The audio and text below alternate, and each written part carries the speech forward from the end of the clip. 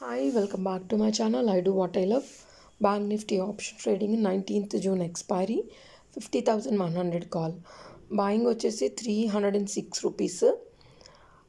Actually 50,100 call holding position. Yesterday ఈరోజు date ఎంత అంటే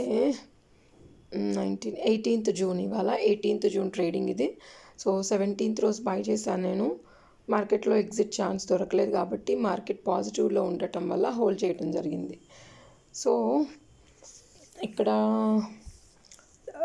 306 బయింగ్ ప్రైస్, 360. ఫస్ట్ టైం నేను 380 పెట్టాను ఎగ్జిట్కి, బట్ అది 380 రాలేదు, 365 టచ్ అయ్యి మళ్ళీ డౌన్ వెళ్ళిపోయింది అనమాట. సో ఇంకా ఛాన్స్ దొరకట్లేదు ఎగ్జిట్కి, అందుకని 340కి తీసేసాను. 2 లాట్స్ తీసుకున్నాను.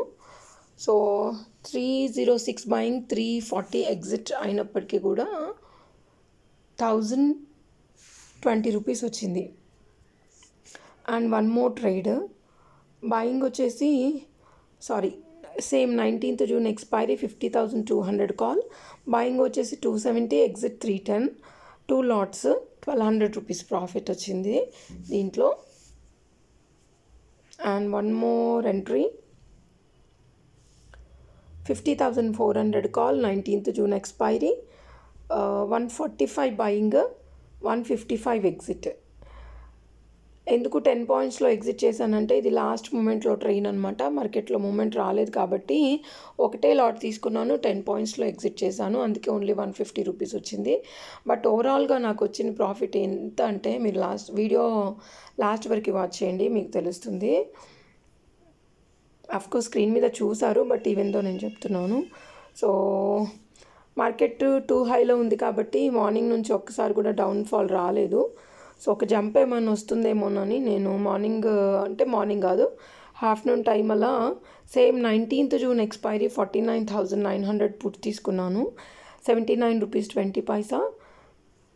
10 లాట్స్ తీసుకున్నాను, ఓన్లీ 10-15 పాయింట్స్కి ఎగ్జిట్ చేయొచ్చని, బట్ అది దొరకలేదన్నమాట. సో అది లాస్ట్లో ఉండిపోయింది, నేను లాస్ట్లో యాడ్ చేశాను యాక్చువల్గా అది. సో దాని తర్వాత మళ్ళీ నేను 19th జూన్ ఎక్స్పైరీ 50,000 పుట్, ఇది కూడా మార్నింగ్ చేశాను అనమాట. సో దీంట్లో ప్రాఫిట్ వచ్చేసి 120 బయింగ్, 150 ఎగ్జిట్, 4,500 రూపీస్ దీంట్లో ప్రాఫిట్ వచ్చింది. ఇందాక లాస్ వచ్చిందని చెప్పాను కదా, 6,630 రూపీస్. సో ఎగ్జిట్ ప్రైస్ వచ్చేసి నేను 79 రూపీస్ 20 పైసాలో బై చేశాను, అది వచ్చేసి 35 రూపీస్లో ఎగ్జిట్ చేశాను. సో 10 లాట్స్ తీసుకున్నాను కాబట్టి 35 రూపీస్లో ఎగ్జిట్ చేశాను. స్టాప్లెస్ వేయలేదు, కాకపోతే ఏంటంటే మార్కెట్ క్లోజ్ అయినంత వరకు చూశాను అనమాట.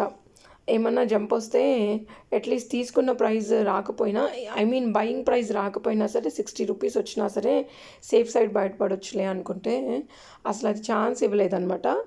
మార్కెట్ వన్ సైడ్ ఉంది ఇవాళ. సో ప్రీమియం అంతా తినేసింది కాబట్టి నేను 35 రూపీస్లో ఎగ్జిట్ చేశాను. నేను క్లోజ్ చేసిన తర్వాత మార్కెట్ 37 రూపీస్ 10 పైసాకి క్లోజ్ అయింది.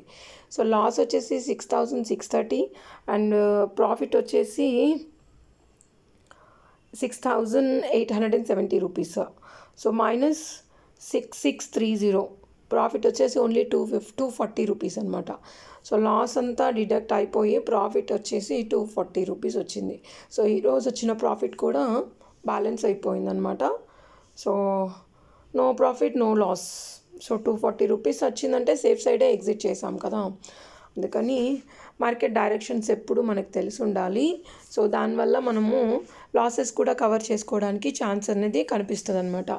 ఎంట్రీ ఎప్పుడైతే మనం కరెక్ట్ ప్లేస్లో వేస్తామో ఎగ్జిట్ కూడా మనకి కరెక్ట్ ప్లేస్లో దొరుకుతుంది.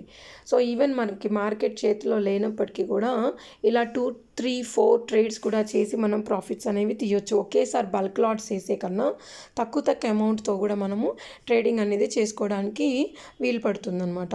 సో ఈవెన్ మనం 1 లాట్ తీసుకున్నా సరే, 2 లాట్స్ తీసుకున్నా సరే 1,000 rupees, 800, 700 depends on points and market. So మనం ప్రాఫిట్ మనకి ఎంత సరిపోతుంది, 500 చాలా, 1000 రూపీస్ చాలా, లేకపోతే 700 సరిపోతుందా అనేది చూసుకొని మనము ఎగ్జిట్ కొట్టేసేయాలన్నమాట. ప్రాఫిట్స్ కనిపించినప్పుడు మనం ఎగ్జిట్స్ ఎప్పుడైతే మనం చేయమో అప్పుడు మన చేతుల్లో ఉండదు ఇంకా మార్కెట్. ఎందుకంటే మనం ప్రాఫిట్స్ కనిపించినప్పుడు తీసుకోకుండా ఎగ్జిట్ చేయకుండా వెయిట్ చేస్తూ ఉన్నామనుకోండి, మళ్ళీ మనకి అది ప్రాఫిట్ కనిపించదు. సో ఎంతైతే మనకు 700 ప్రాఫిట్స్లో ఉన్నామనుకోండి, 700 కన్నా ఎక్కువ లాస్లో పోతామన్నమాట.